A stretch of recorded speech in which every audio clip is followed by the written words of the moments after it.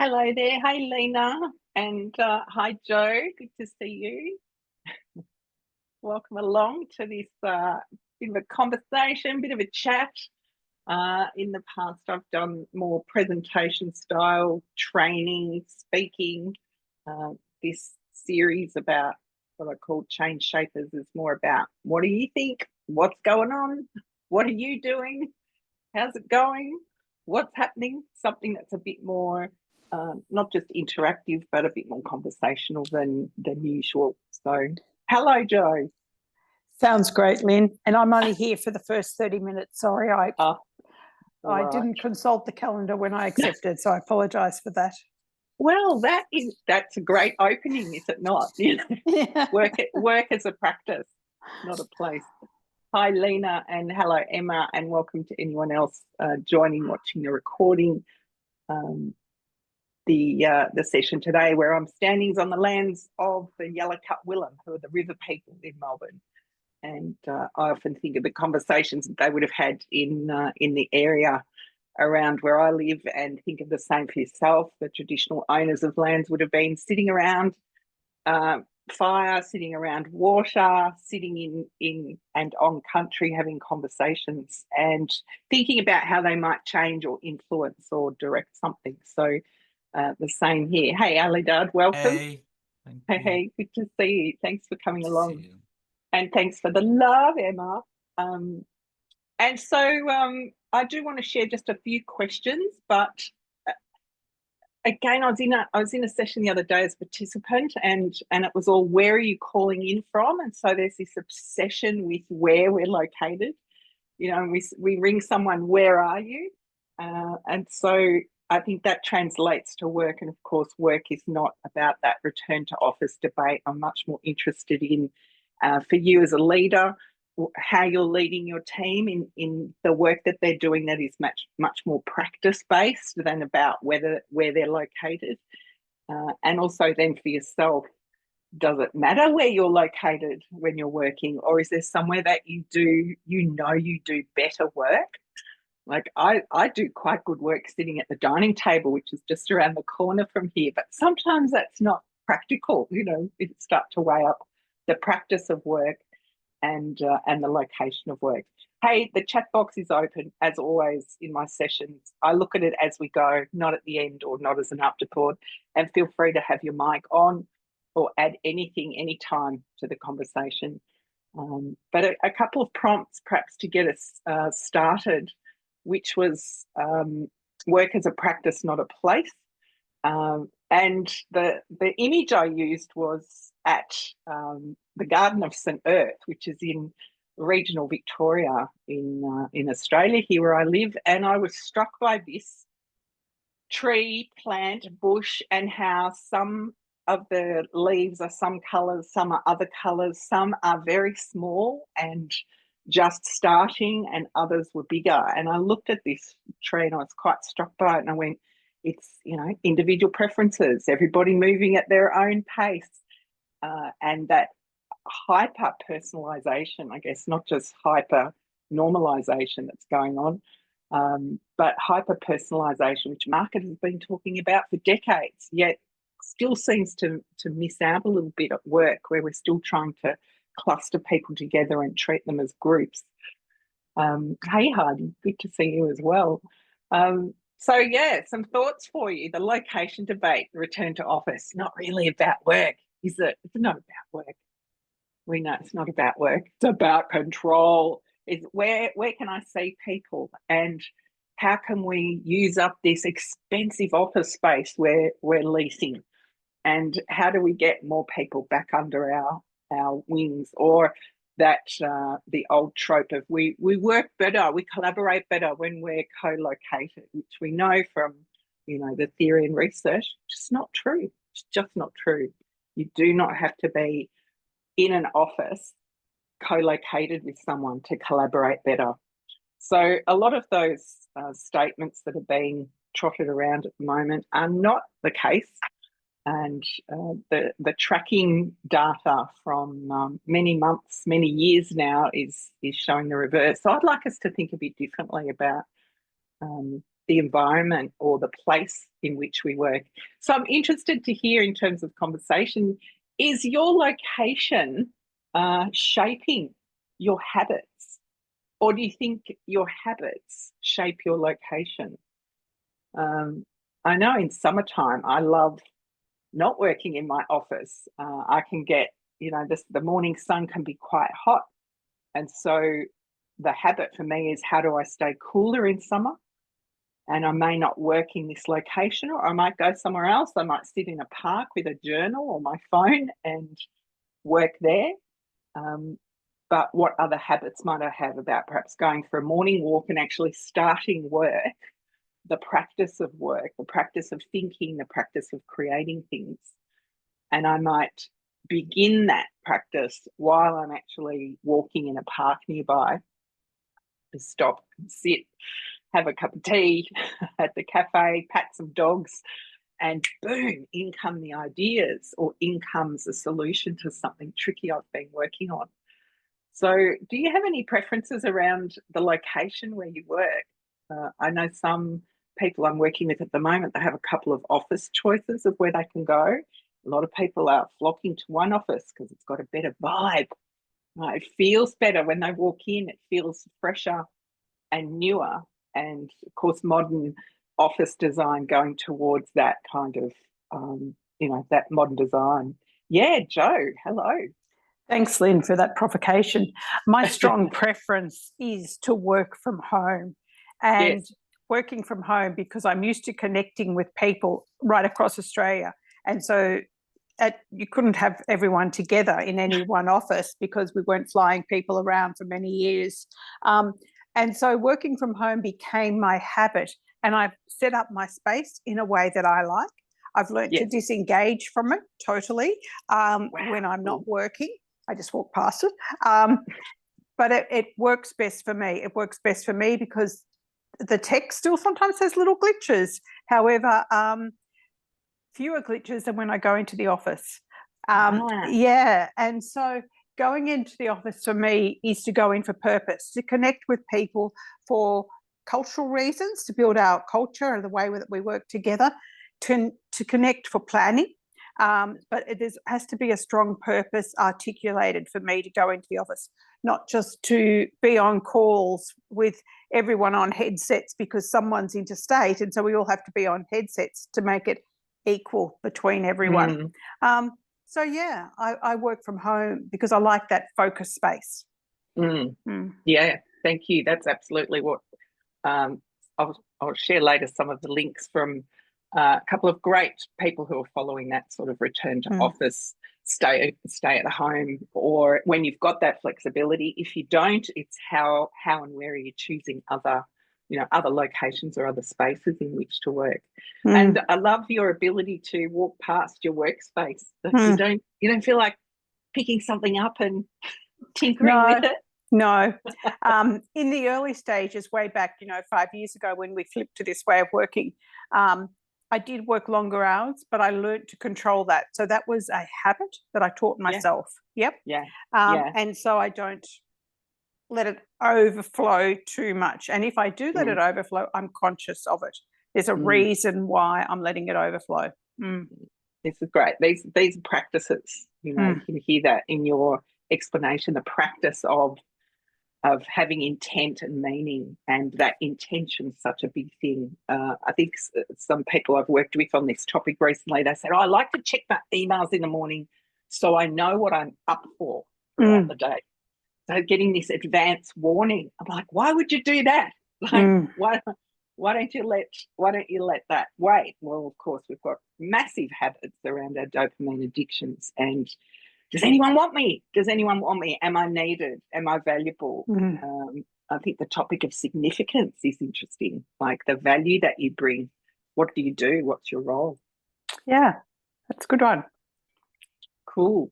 Feel free to jump in, anyone, anytime, or add something in the chat box, or pop your hand up. Or if you're happy to just eavesdrop, feel free to do that as well.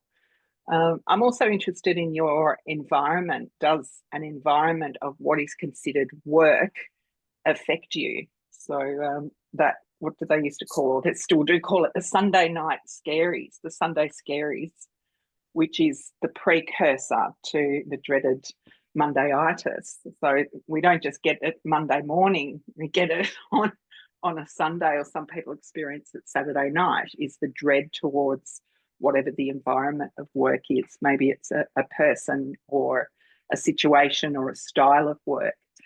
And so I love people to think about the environment. I'm not talking about pretty pictures and, good vibes only, neon signs, but what the environment of work is.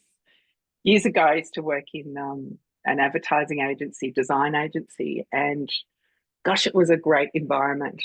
One of the co-owners or leaders wasn't the best leader, but the design team managed to create an incredible environment.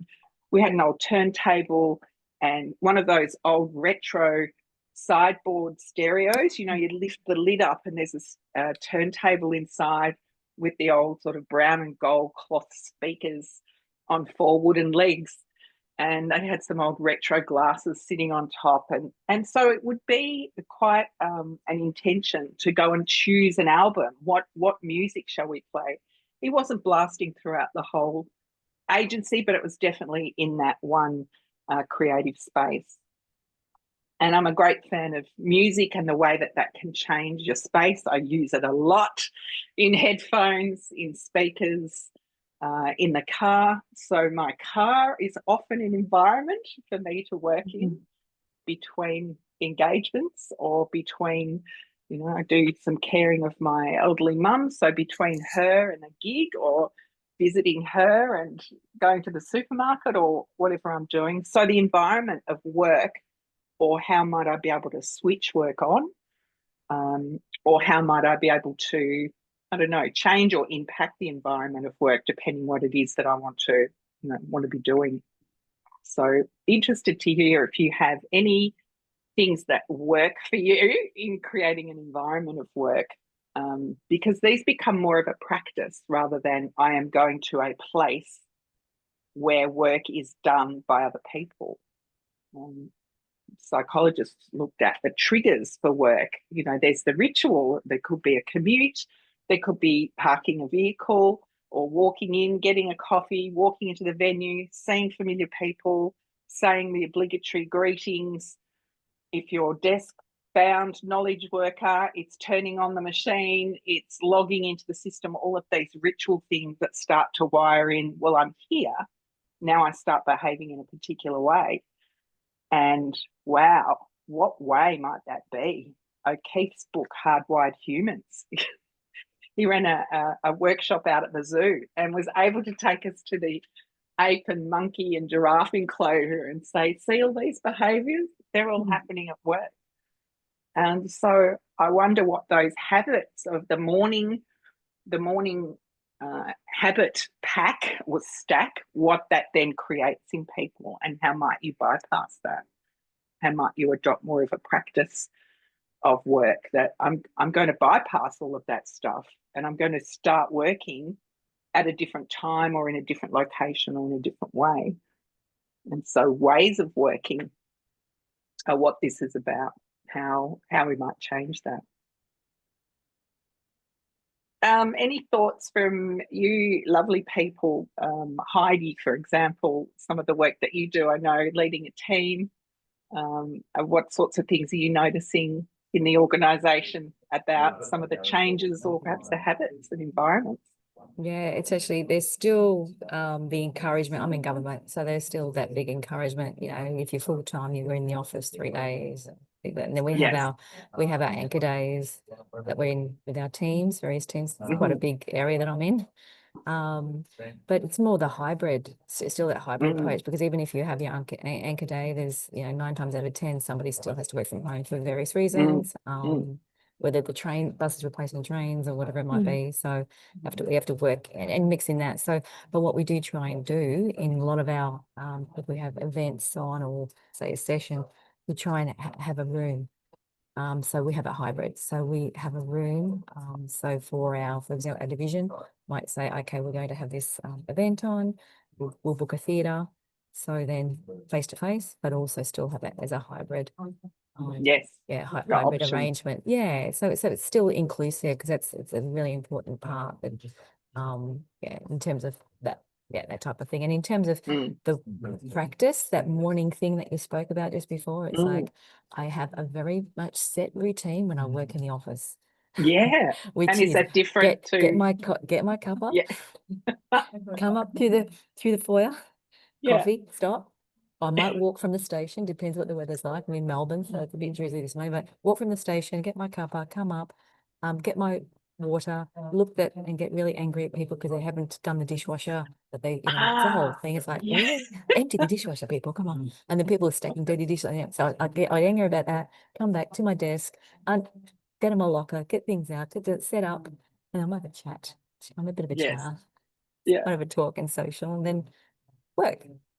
Okay. And then try and work stand out. up. Try and stand up. We're standing desks. Try and sit, stand. Yeah. Whereas at home's a little different. Yeah.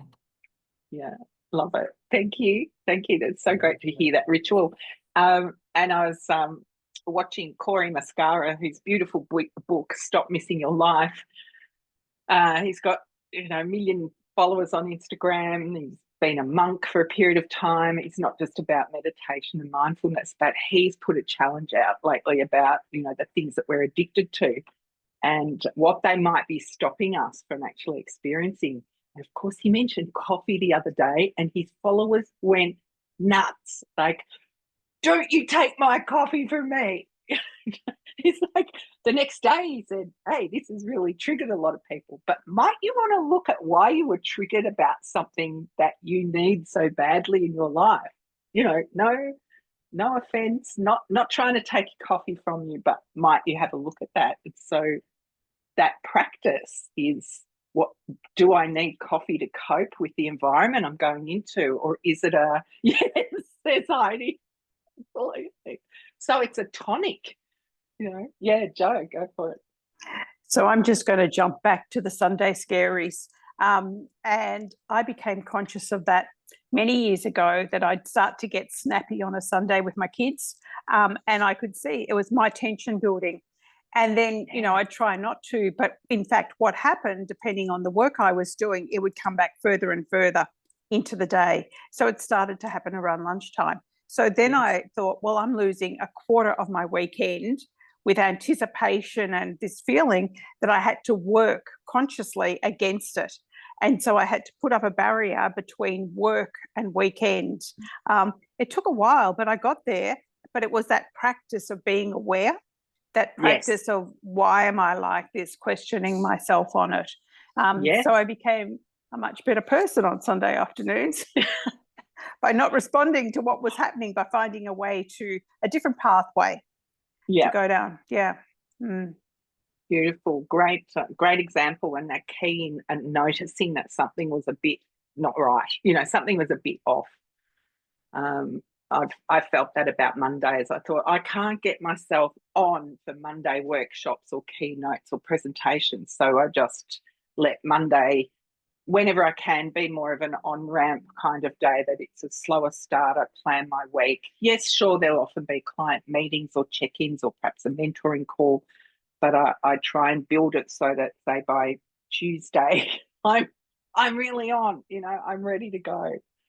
I wonder if that might extend. I go, well, I'm not doing anything till Wednesday. No, I don't feel like that at all. But and I think there's also something about, if you have that defined work life where it is a weekend thing. But if not, for people who are on rosters, colleague who's a pilot, he's always trying to work out when is his weekend. And I really like that. He's still trying to find what's his practice about where does he have complete downtime, and not thinking about checking the weather or making sure his uniform's ready, or that he's eating well and he's not drinking. There's certain things, the certain requirements or practices. I'll just open it up. Aladad, Lena, or Emma, would you like to add something to the conversation on anything so far? No, can you hear me? Yes, we can. Yes, Thank cool. you. So I do want to go back to work from home versus office, but maybe a bit later.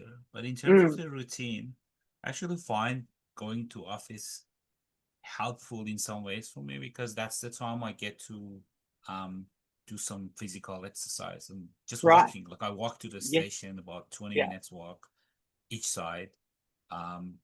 So overall about an hour and a half walking every day. That's Yeah. as much practice that I get. And especially on the day that I'm working from home, I miss that. Because, you know, you wake up, just want to get to work, and then there's kids and stuff happening. So just forget that. But at work, I find that I have to do that. Even on rainy days, if it's not crazy raining, I'll still walk. Let's just walk to the station, walk to the office again from that side, another 15 minutes. It's a good practice for me. I actually find the days that I do it, the moment I get to work, I feel a lot fresh. Even coming back from work, like that's kind of the transition time for me, because Yes. Yes. even when you are on the train, there's just a lot of people. I'm an introvert, so there's just a lot of people around you. There's all that stimulus, but I find that time between going from a station to home, walking, it's a bit darker, actually sort things out, get a bit calmer by the time I get home to kind of move some of that tension behind. Yes. I actually find it useful. I used to not think like that. I used to see it as, oh, it's just a waste of time, 3 hours waste of my life. But now I kind of see, if there isn't a lot going on, I use that time to listen to some podcast or some books. I have Audible, highly recommended. I just always listening to some books. Or if there is a lot going on in my head, I just don't listen to anything. I just use that time to let my brain sort things out. I don't even consciously think about things. So I actually find that aspect quite useful. To my surprise, it was surprising to me after I reflected on it. So that's one thing. And yeah, coffee is an absolute routine. Yes. Definitely. Definitely. Yeah. Thank you. Thank you, Aladale. I love that. Yes. Again, you've found that the reflection and then identifying the habit or the thing that works for you, and how noticing your introversion and needing some sort of protection from that. I absolutely do. I really identify, resonate with that. And your tip about, what you're listening to, but not always filling your brain. On some of the work I've done on cognitive load coping, that thing of I'm going to keep filling my brain up with music and podcasts, and I'll read and listen and phone calls, and then by the time we do want to start the practice of work, that is what is work. Maybe some of that was work. That how loaded or overloaded might we be? So beautiful buffer at each end of the day, and that decompression.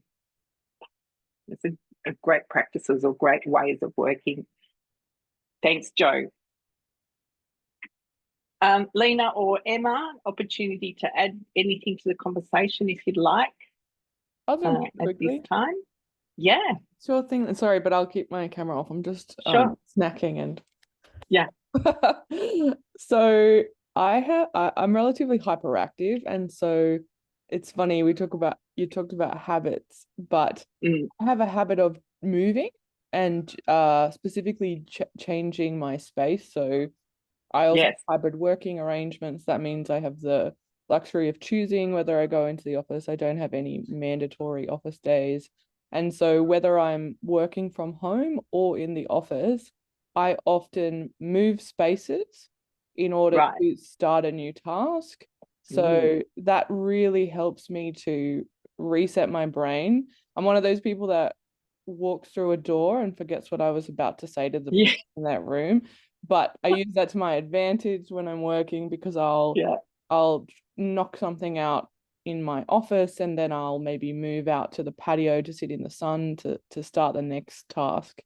Yes. And so I have a habit of not really having a concrete structure to my day and moving around if the task allows. Love it. I love that. It's much more about the flow of what the task needs, or as a human, what do you need? Like you say, you do some pieces of work in some environments or with some structure, but then you move somewhere else. And the mention of the doorway, I have heard and read about that if you can't sleep at night, for example, is to get up and get out of your bedroom, walk through a door and another door, and then come back in. And simply walking through those doors is enough for the brain to close a few things down, that sort of metaphorical chapter. So it really does have an impact on us. So I will do that. I'll go through the bedroom door, through the balcony door, out onto the balcony, back through, back in. So I've gone through 1, 2, back through 3, 4 doors, zonk, off to sleep. Or walk out of my office, do a lap around the living area, back in. That's 2 doors. I wonder what I've been able to close down and open up as a result. Wow. So Lynn, I wanted to maybe just explore that work from home, work from office, if that's okay. You know, Ralph Stacey has this complex responsive process where organization is not a thing. Organization is the result of all of the interactions that people have every day, and it's iteratively changing every day. And everyone has an impact, so it's not just the people with the power. You know, every conversation constantly shifting the boundary of. I mean, it doesn't believe in the boundary of the organization either. It didn't. So, but the emergence happened through these kind of iterative interactions. So there's a history, there's continuity. One of the things that I observed, I initially when COVID happened, you know, it was very hard to adjust to working from home. Then it was really good because you kind of reset your lifestyle about that. But I like the fact that going to office for a specific purpose, you know, building a good culture, those sort of things, rather than doing the work, right? And leave that for when you work from home.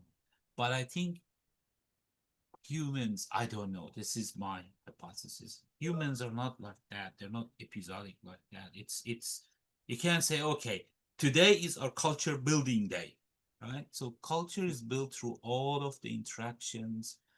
And I find that not that I love going to the office. I don't necessarily enjoy being in the space of the office. I enjoy even though I'm an introvert, but I miss some of that impromptu interaction, some of that observation. You know, we humans, we get the clues from others, how they talk to each other. You know, a lot of things is happening in a space, in a physical space, with the company of others that shape how we think. It also builds trust or distrust, and I find it's very hard. Especially, I'm noticing in this year, probably even more, and it gets worse and worse. More and more people. I'm sorry, I know some people have turned the camera off for good reason. I'm not referring to you, but in office meetings, either working from home or from office, they have their cameras off. And some of it is that, you know, what's the term? We had too much screen time. Some of it is people are overwhelmed with work. They're literally doing multitasking. Some of it is, look, I just need to switch off. I was moving from one. So I don't know if we've still found the balance right. And I don't know. Look, I love the fact that working from home provides a lot of flexibility, especially with parents. I'm just talking from my personal experience. For others, it would be something else. But I don't know if you found that balance yet, because I feel after COVID, we've had a fragmentation in the culture of the organization, and I don't know what is the solution to that. So just want to hear everyone's thoughts on that. I know, sorry, I went over a lot of different things, but would anyone like to add or respond to anything there? I know my mind's buzzing with thoughts about practice and cameras and multitasking. You know, there's so many kind of reasons why. If you take the cameras topic, you know, why, as I often run facilitation training, and that'll be something that every time participants in the workshop are saying, how do I make people put their cameras on? And I'll be like, hang on a minute there. You know, why are you trying to make people do something? You want to create an environment where people want to have their camera on, if that's important to you. And sometimes that topic is then backed up with, well, I can't read people's body language, so I don't know how something's going. Well, that's back to you again. You know, it keeps being about you and what you need, rather than what does an attendee or a participant or a contributor or a member of the team need. So I think, you know, cameras on, cameras off has become, unfortunately, it's become something that it's a little bit like contributing or not contributing in a meeting, you know, or drinking tea or coffee, or liking cats or dogs. You know, we have preferences, and psychologists have for years now been reporting on the pressure of seeing yourself on camera, the mental toll that takes, and the attention that we might be required to pay to demonstrate performatively, I am working, I have my camera on, you can see that I am participating, I am a good member of the team. You know, it's so archaic. Instead of, if I'm leading this person, if this person's a member of the team that I lead, surely I know more about this person than what I can judge about whether they've got their camera on or not today. So we can have a much deeper conversation about that. But if you just looked at the practice of showing yourself to your remote colleagues, you can show yourself in many ways. The camera is only one. You can show by participation, contribution, comment, emojis, liking, comments before. And then that would lead me into the topic of why the heck are we meeting all together, and the requirement for synchronous work rather than, I'm such a proponent of more asynchronous work. Why am I on this call? You know, why am I in this meeting? If the only measure of success that you have is that I had my camera on and I sat here and nodded, you know, it is very performative. It's sort of a dated way of looking at work, which still exists, right? It's everywhere. It's everywhere. Let me share a couple of other points as we work through these topics. Thanks for that comment a little while ago, Heidi. You said in meetings where you work, we encourage cameras to be on. I think it's a way to connect more in the online world.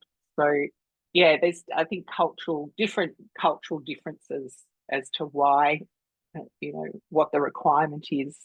It's that requirement of how many days in the office, a requirement to have cameras on. And it might just be the games that you have to play to have a job in a particular culture, and then you go somewhere else and it can be quite different. How do you design, some of this has come up already, I think, how do you design for flow, not just function? So you could take any of the topics we've talked about, from Ali Dad, your morning commute, to Heidi, your morning ritual, to Joe Stevenson's reference to the sort of boundaries between weekends or between work and non-work time. And so how do you design for more of a flow in your work? So knowing what times of day or what tasks set you up, which tasks, you know, bring you down, and seeing if you can make sure you've got some buffers between that. Do you need recovery time? I used to have some recovery time from working with a particular group. So I would always put in a slow travel back to my home base after I'd worked with a particular group. I would never try not do anything else, say, in the morning before I worked with a particular group. I just needed to be in a better state for them, and then have a little bit of recovery time afterwards. Now we know if that feeling of flow may not just happen, but many of us have experienced it.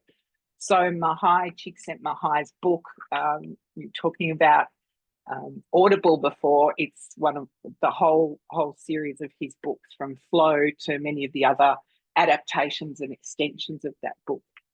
They're books I love to read and listen to. At gym, love to have a listen to the book about flow and get suggestions and tips on how might I create more flow in my practices broadly, not just work. So if I can find that feeling of flow in life, how might I be able to bring some of that flow into work when I need to deliver work? So we're really looking here at the ways of working, not just the ways that have been researched and published and documented as, if you want to make your organisation efficient and people to, be more productive, then follow these ways of working, but perhaps a more personalised way. What are the things that work for you? How can you find and slot those things in more frequently? So for me, I love listening to music when I'm working. It doesn't always work when I'm on a call. It doesn't always work when I'm in a workshop. But gee, when I've got other sorts of work that I'm doing, one of those boring admin moments or roughing out a design of something, a presentation, I can have music on then. And so I want to put this question to you is, what do you do? And what can you do to create value? Because rather than just feeling that I go to work to create something that solves problems for a department or a team or a business or an organisation, what is it that you do? What can you do? And how do you create value as an individual these days, as a human? The workplace is changing and the way we work can change. And I think we also need to think more about what are some of the practices I not so much perform, but what are some of the practices that work for me that help me create great value for an employer or for a team or for a leader? How do I take something and change it? What am I kind of known for? Thank you. Thanks for those, the other comments there, Heidi. Yes, great point about when there's lots of conversations going on behind you, background music's good, for sure. So I think there's kind of that requirement. If we're talking requirements, I reckon we have a requirement to work out how we best create value for an organisation or a situation or a client or a project. Like, how do I know how to bring, do I know how to bring my best creative ideas? For me, it is usually sitting at the dining table with a journal. It could be talking to myself. I love using voice memo on my phone, and I will start rambling. I just start rambling about a particular topic, and then next thing out comes some interesting stuff. I keep talking, it's recording, and then I'll go back and listen to it and then write down some of those notes. And for me, this is a way to, do you think before you speak, or do you speak to think? So how do you go about creating value? For me, these are some practices I've adopted. Sometimes I feel a bit weird. I don't know that I would walk around a workplace, speaking into my voice memo. Yeah, Alidad. I actually find it really interesting. You said, do you think before you speak or speak before you think? Because I'm actually like that. Like a lot of the time I consolidate my thinking through speaking and talking. Yes. So I would sit on a thing for a long time and read about it, connect the dots in my head. But the moment I start to talk to someone about it, that's the moment that it's kind of crystallized for me. Right. And I really miss that, because I had a lot of those impromptu meetings in the conversation in the office, just over, I don't know, you go grab a tea or something like that. I actually tried recording myself a few times, but I didn't continue. I think I'm just gonna take that away and start that practice again. It could help, because I find that, and it becomes really overwhelming when you're sitting on an idea for a long time and you haven't had that, let me crystallize it. It just expand in your brain and just Yes. take all of your cognitive sort of energy. So that's very good. I didn't know others are like that as well. Yeah. So thanks for sharing it. Yeah. So I've got, 700-800 recordings like that on my voice memo. And if I think, oh, that's crap, I'll go back and delete it. But I'll usually name it what it is. And for me, that is somewhere where I can have some of the biggest breakthroughs. I will talk through agenda structures. I will talk through. So if there is no one here, because I work on my own, if there's no one here, I will talk it through as if I am talking to somebody. Do they answer? Yes. Yes, they might. They might answer. So this series of conversations came up through me talking to myself, but recording it. So it's not just spoken and gone. I can go back and skip silences, accelerate it a little bit, write some notes, and then it's bringing that speak to think process out a little more. So that is definitely a practice. And to me, this is what work as a practice is. How do you keep exploring or uncovering or maybe revealing some different, not necessarily hacks, but some different practices that are really good for you? ChatGPT has been fantastic for me to just run through some things back and forward. I'm not saying write me 50 words of copy to put on my website. It's not that. It's given what it knows about me. So if you haven't gone into the memory of ChatGPT for using it, haven't gone into the memory to see the list of things that it knows about you that it has kept in its memory, you can go through and unselect some of those. So if you don't want it to base its suggestions to you on some of the history that you've had in conversations with it, you can deselect that. But it's really interesting to go and see what it does know about you, what you have asked about it or asked it for. And therefore, some of the suggestions are coming with that history in mind. But I have found it to be very helpful to muse on things if I'm missing a muse, if I'm missing another person. So I think one of the other sessions I thought I would run is sounding boards, you are on notice. So anybody who acts as a sounding board for a colleague or friend, they could be on notice because ChatGPT is doing some beautiful stuff. Right? It's coming up with great phrasing and great, labeling and great summarizing and synthesizing and tailoring it to you that a lot of people just don't have the time, effort, energy, or empathy for. Look, I only want to keep you about 45 minutes today. Thank you. ChatGPT asked if this, thanks, Alidad, external processing, dialogic thinking, and sense making. Beautiful. I love sense making. I may even have a slide about that today. It's much fancier if I say that. This is how I think, dialogic thinking and sense making in conversation. I need to talk to consolidate my thinking. That's it is. And Dr. Carl Week's book is just wonderful. And I wrote a book called Making Sense to try and make sense of the whole concept of sense making. So a couple of questions to perhaps leave you with. What happens when you treat work like a craft, not a calendar? So we can be obsessed with the schedule of what have I got on today and when is that happening? So it's not so much where are you, but it's like when are the scheduled things that I have to be at, the synchronous things, when are they happening? Or when have I scheduled to do certain tasks? And I wonder if we looked at the work that we do as more of a craft.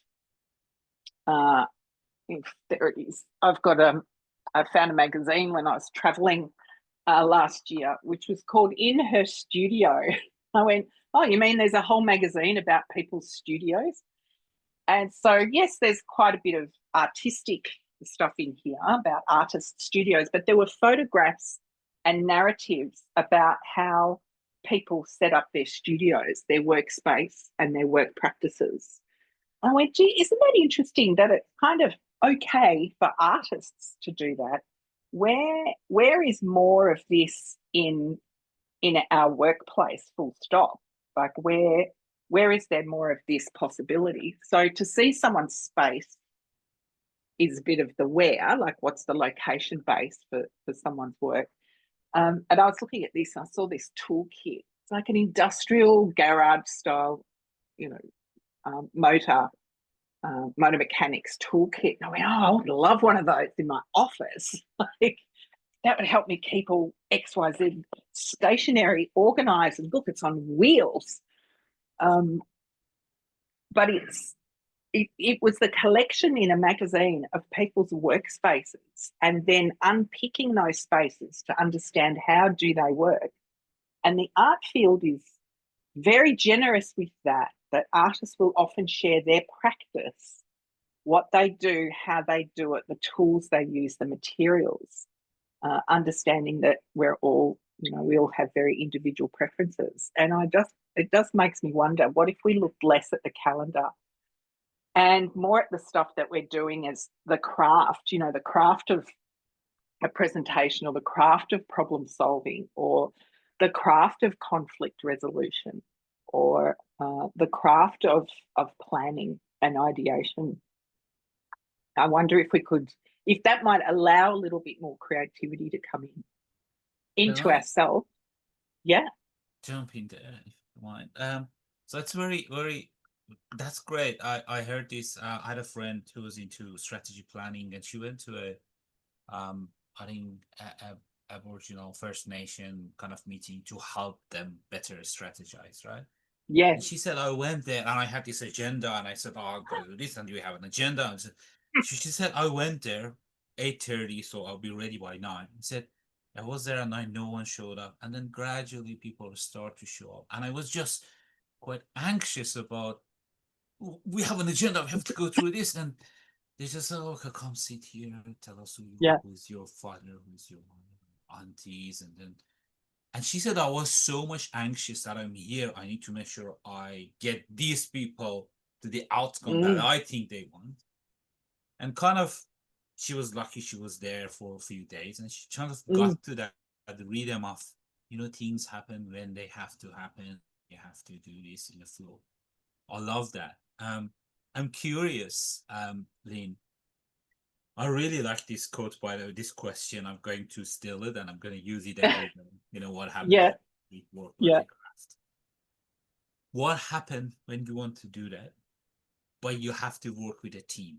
Because if you're on your own, that's probably easier. You have a lot more freedom in, okay, it's a craft. I do it when I need to. I do it when it makes sense. But how do you then integrate it with, there are certain type of work that require teamwork. You need to coordinate things, and you need to sort of, how did you find the balance? Any tricks? I don't think I've found the balance. I think I'm evolving that all the time. And one of the things I probably wouldn't do is announce it. I wouldn't say, hey, okay, welcome to this meeting on, resolving a conflict in this team. Now, let's look at this more as a craft. No, I'm just going to come with that craft in my mind. How would a crafts, a master craft person handle this situation? And they might be less analytical about it, or, as you gave such a beautiful example of borrow a little more from the Indigenous wisdom, and that was adapted then into open space technology for facilitation, which was, when we start is the right time, whoever's here are the right people, whatever happened was all that could happen, and when we finished was, the time we were done. Those principles or practices of open space sort of say, stop looking at your watch, that the people here are the right people. If you're worried that, such and such didn't turn up, Well, maybe there's another way or another conversation that you're going to have with them that's going to be so much richer than if they were in that room. Maybe they were being protected by not being in that room. Maybe the topic was being protected by them not being in the room. So that's more of that control, calendar, agenda. And I'd love to see it more as, craft, more improvised, more accepting. Yeah, Heidi. I was just going to touch on that. Yeah, just having the conversation flow. Like you might have a structured agenda, or you might have something that you think, okay, this is what we want at the end of the day. We want to, but you might have an agenda to do that. But sometimes it's best. So I'm trying to load my hand. There we go. Sometimes it's best just to have, you've got like a planned agenda kind of a thing, because just in case the conversation doesn't flow as well as you want it, so you're going to have your little prompts, yeah. Yes. But then there's an end result that you want to kind of get to, because you need to achieve. What are we going to achieve out of this? And have that conversation open. But you have your agenda, but have the conversation flowing, and trust, comfort, all this stuff, and then hopefully it works for your thing that you need to do. It's just having the flexibility as well when you're doing something, which works well. I'm in systems training, so not so much, but I still have to be flexible because something's not working. I still have to do it another way. True. So true. This does and be tie humble in. and That's have right. a bit of humility too. Instead of being attached to the result of this thing is dependent, on me fixing it or making it happen. But yeah, I think your reference to systems thinking, also all the beautiful work in the complex adaptive systems space, that we are working with complex systems that are adapting and changing. It is that moving, as you mentioned, Elidad, the organisation is this constantly shifting and evolving, gathering of people. It's not the structure that's represented on organisation charts. And so I think to bring more craft, it might come in the design of how you're going to tackle something. It doesn't need to be announced. I don't think we need to give things labels like that, particularly when the drivers and directors and controllers of progress might be completely freaked out by the fact that you don't have much of an agenda. I've had over the years many clients come up, tap their watch at me and say, hey, I don't think we're going to get there. And I think to myself, you think we're not going to get there, but I know we will. I know it's the classic diverge, and then there's a shit show in the middle, and then things will converge. And they usually come to me. Yeah, the grown zone. They'll come to me during the shit show saying, we're not going to get there. And I think, write it out. Like your tolerance for discomfort is revealing itself right here, right now. Trust people, trust that people they do have the smarts if you can give them, you've got a process that you're running, or you've got something a craft that they can put to work over that group work. So I think it's less about announcing it, and it's maybe coming with the intent of it, of allowing a bit more of your creativity to come out, allowing a little bit more, some more divergent thinking coming here. Trust the people, thanks. Allowing more divergent thinking, but not all at once. It's not radically changing everything, and that's why I've always called these workshops I do during the year change shakers. It is not that cliched change maker. It is someone who is just tinkering and shifting with some things, that we are shaping how things might evolve over time, and applying some pressure and influence in places that might help make a difference, and not shock everybody and not scare them through things that are dramatically different. But it starts with us of how might I look after my own work practices in a way that's less about what suits the structure and what actually makes me feel better about the work that I do. Let me see if I have anything else here. no, I'm back to the leaves in the garden, and you know, it is letting things, letting people, letting the process bloom or change as and when it's, you know, it feels like it, or as and when it's ready to. So there's more each week over June. I'm running sessions in this series. They're on my website if you haven't registered for them. And the next one, we're talking about sense making and how you might use the practices of sense making, but for yourself. Right, what's going on? What do I need to do about it? And then we move into some other topics on stop pretending to be dull, and what would you do for free, and possibly more as we see how we go through these topics. So before we wrap up, feel free, if you have to go, I love to give people a few minutes early mark so you can go have the buffer before the next thing. But anything anyone would like to add to what we've been talking about today? Just a quick one.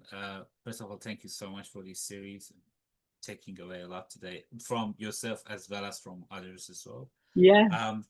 Just you know, when you had shaping the change in your title, just listen to a book from the latest book from Adam Kahane, when he talked about change makers as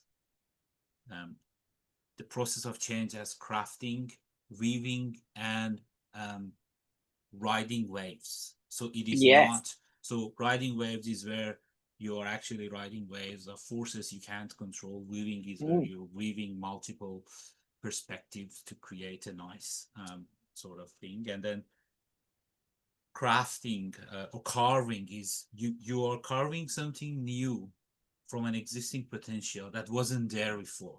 So I think he's saying these are way stronger analogies than transformation or other analogies that we keep using about change. So I thought that's a nice addition. Thank you. That's lovely. And you're right that reference to some of those dated change metaphors like games, you know, that it's sport.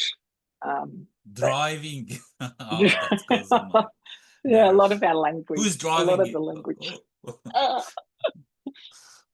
So thank you for adding to the conversation today, and I hope you'll see it the next one. But keep in contact. Feel free to get into contact with me if you've got something else to add or correct or change. But see what you can craft in your own practice. Look at how you can not rapidly transform, but what shifts might you bring along, even some of those interesting ones that Joe mentioned very early on about noticing when work needed a few more boundaries to protect the rest of life. Ooh. Hey, have a great rest of the day. Get some of that coffee if you need it. No judgment whatsoever. Thanks, Lynn. See you all. See you. Bye. Bye. Bye.